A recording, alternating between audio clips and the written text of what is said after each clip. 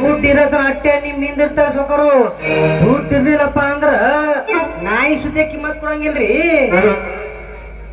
ಅಲ್ರಿ ಶಂಕರ್ ಭಟ್ರೆ, ಇಂದು 10 ವರ್ಷಗಳ ಹಿಂದೆ ರಾಮನ ತಂದೆ ಒಯ್ದ ಸಾಲದ ರೂಪದ ಹಣ ಇಂದು ಬಡ್ಡಿ ಸಮೇತ ವಸೂಲಿ ಮಾಡಿಕೊಂಡು ಬರಬೇಕು.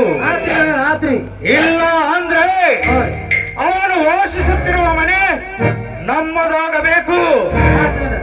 ನೋಡ್ರಿ ದಣರ, ಇಲ್ಲಿ ತನಕ ರಾಮಣ್ಣ ತಂದೆ ಒಯ್ದು ಸಾಲ 5,000 ರೂಪಾಯಿ ಐತ್ರಿ. ಬಡ್ಡಿ ಗಂಟ ಕಲ್ತು 7,000 ರೂಪಾಯಿ ಆಗೈತೆ ನೋಡ್ತಾನೆ.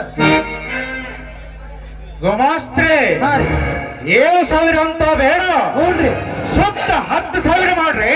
ಆತ್ರಿ ದಣರ, ಇನ್ನೊಂದು 3,000 ರೂಪಾಯಿ ಹಾಕದ್ರಾತು 10,000 ರೂಪಾಯಿ ಆತ್ರಿ. ನಂಬಿಕೆ ಗುಮಾಸ್ತ್ರ ಅಂದ್ರ ನೀವೇ. ನಿಮ್ಮಂಥ ಗುಮಾಸ್ತ್ರ ಇರುವುದರಿಂದಲೇ ನಮ್ಮಂಥವರು ದಿನೇ ದಿನೇ ದಿನೇ ಬೆಳೆದು ಹಣವಂತರಾಗುತ್ತಿರುವರು. ಹೌದು ದಣರ, ಇಷ್ಟಕ್ಕೆಲ್ಲ ಯಾರ ಪುಣ್ಯ ರೀ? ನಾನು ಇದಕ್ಕೆ ಮುಂಚೆ ನಿಮ್ಮ ಮನೆಯಲ್ಲಿ ಅಡಿಗೆ ಭಟ್ರನ್ನ ಕೆಲಸ ಮಾಡ್ತಿದ್ದೆ. ನಿಮ್ಮ ಲೆಕ್ಕಪತ್ರ ವ್ಯವಹಾರ ಎಲ್ಲ ನನ್ನ ಕೈಯಾಗ ಕೊಟ್ರಿ. ಅವಾಗಿನ ಹಿಡಿದು ಇದಕ್ಕೆಲ್ಲ ಆಶೀರ್ವಾದ ನಿಮ್ದೇನಿಂದ ಇನ್ನೊಂದು ಮಾತ್ರಿ, ಇನ್ನೂ ತನಕ ರಾಹುಲ್ ಸಿಂಧ್ಯಾ 10,000 ರೂಪಾಯಿ ಇರಲಿ, ಕೋತ್ವಾಲ್ ಸೋಮು 10,000 ಅದನ್ರಿ, ಶಾಂತು ಮೆತ್ರೆ 5,000 ಅದನ್ರಿ, ರಮೇಶ್ ಗಾಯಕವಾಡ್ 10,000 ಅದನ್ರಿ, ವಿಶಾಲ್ ಪ್ಯಾಟಿ 5,000 ಅದನ್ರಿ, ಸಿದ್ದಾರಾಮ್ ಸುತಾರ್ 10,000 ಅದನ್ರಿ, ಯಾಸಿನ್ ಮುಜಾ 3,000 ಅದನ್ರಿ. 2,000 ಕೊಟ್ಟನ ಇನ್ನೂ 1,000 ಕೊಡವ. ಶಿವ ಕಾಕಂದ್ರೆ ಬಟ್ಟಿ ನಿಲ್ಲ ಗಂಟು ನಿಲ್ಲಿಸೋಕರು. ಗುಮಾಸ್ತ್ರೆ ಹೌದ್ರಿ, ಅದೆಲ್ಲ ಆಮೇಲೆ ಮಾತಾಡೋಣ. ಬೇಗನೆ ಆ ರಾಮನ ಮನೆಗೆ ಹೋಗಿ ಅವನಿಗೆ ಕರೆದುಕೊಂಡು ಬಾ.